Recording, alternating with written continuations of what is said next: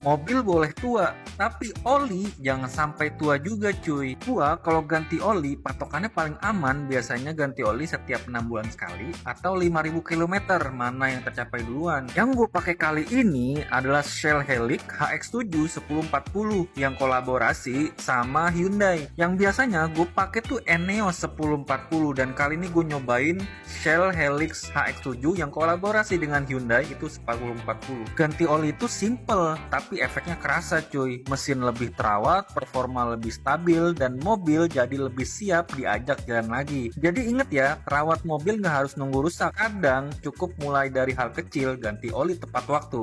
Oke?